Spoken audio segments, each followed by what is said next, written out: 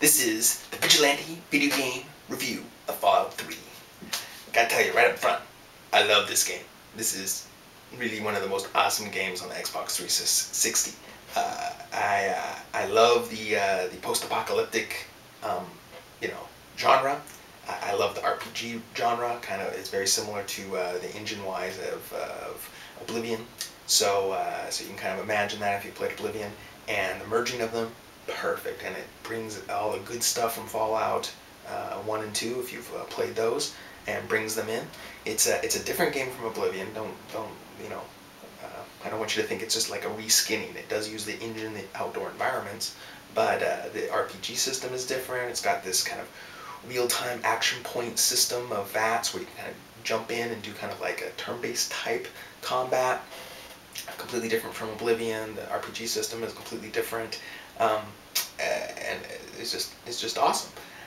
It's got certain elements from the Fallout universe, like having followers that can follow you around, kind of like additional party members kind of thing, which they didn't really have in the original Oblivion.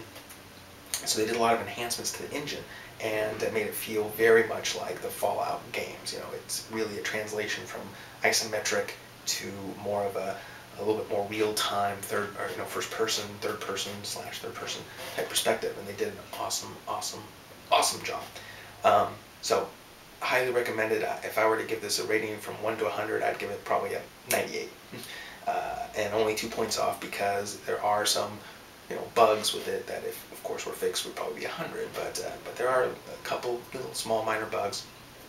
Less buggy than Oblivion. If you played Oblivion, I think it's less buggy than that.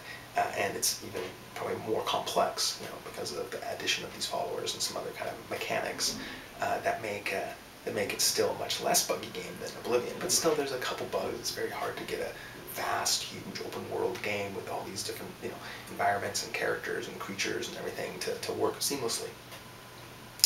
So that's what we have there. On the bug side, again, not too bad. Lockups. The game locked up once for me, not too bad. I had a friend who played it, and he said he locked up 3 times for him.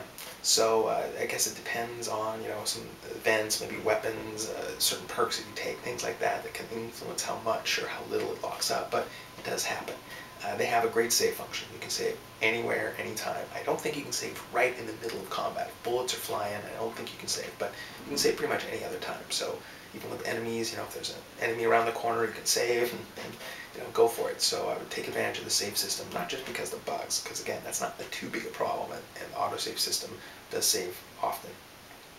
But it's the potential for that, plus the potential of possibly doing something, creating something, a situation, doing a dialogue option that gets the whole town to attack you, and you really didn't intend that to happen at all. And it's, of course, if you save, then you can kind of reload it and say, okay, I'm not gonna insult the guy's mother or whatever that caused the big ruckus. So that's one of the bugs. Another problem is this follower system. They have a system where you can have followers, kind of buddies. You don't have very much control over them. Basically, all you can say is stay here or follow me, and they'll fight with you, and they can be a good assistance. You can give them stuff, equipment. They can be kind of like a pack mule. So it's a great addition to the game and to the kind of the engine that they have there from the Oblivion. But there are some problems with it, because sometimes you're doing escort missions, and it seems like I've had a bug where I'm taking an escort mission with 4 dudes while I have a couple followers back at base camp, and then I go through a load zone, and 2 of the guys I'm escorting disappear, and 2 of my followers show up, that kind of thing. Kind of annoying. I kept playing, but it was one of those little that's a bit annoying. I think it's because the way they have this set up, the followers, is a follower can be in 3 states. They can be following you, they can be waiting for you, or they can be your follower but not actively with you.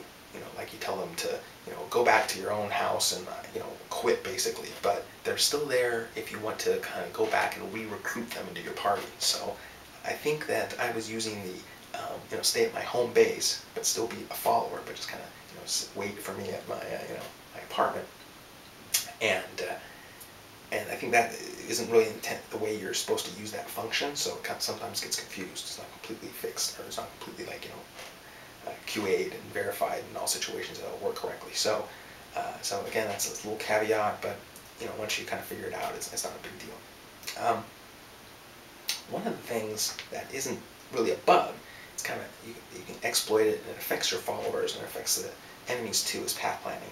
The environment looks very realistic. It's got rocks and hills and trees and impassable areas and fences and everything, and you can kind of jump around the environment and get over some of these things. But the AI can't. The AI path plans around these kind of obstacles. It's kind of makes the only path plans where it's pretty sure it can go, rather than like over rocks or something like that. That could be a little tricky. You'd have to jump basically to get over them. And because of that, you can kind of exploit the whole thing. It has one exploit, which is, say, enemies. If you have an enemy that's a close combat fighter, you can like jump up on a rock, and then they can't get to you, and then they'll like freak out and kind of run away from you, and then you can jump down, and they say, oh, he's on the ground, I can get to him, and then you turn around and come at you, and then you can jump back on the rock, and do things like that. That kind of gamey, and if you want to exploit it, you can exploit it. I prefer try not to do that, just because I know it's taking advantage of the system and doesn't make sense. And again, it didn't come up a lot. It wasn't like all the time you could kind of like exploit it like this, but there was some times that were kind of funny. The second thing is with your followers. The same rules apply to your follower. So you can be running along and jump over a little fence and keep running, think nothing of it, but your follower sees that fence as a impenetrable obstacle, and it might have to run way around to try to get around that fence. And all of a sudden you hear fighting in the distance, and your followers, fighting some sort of kill robot, and you're like, oh my god, he's gonna die, and you try to run over there, and he dies before you can even get to him.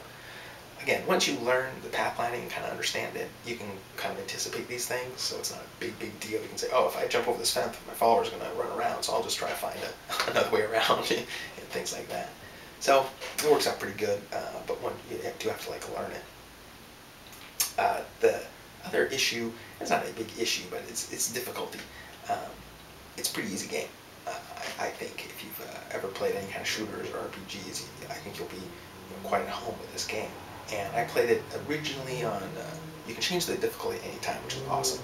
So I started out on normal, and then it became pretty easy, just a few hours into it, so I cranked it up to hard. There's an extra hard level. Played it at hard, and at the end of the game I had, tons of money and tons of equipment and tons of, chems and, just all sorts of stuff.